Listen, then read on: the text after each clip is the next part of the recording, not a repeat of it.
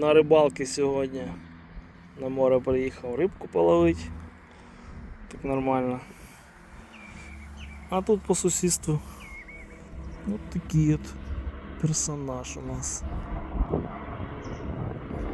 Загорає морський котик.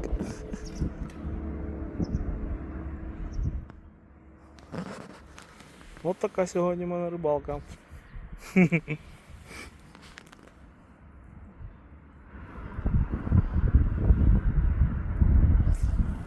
З питомцем на морі. Ось такий на заливі.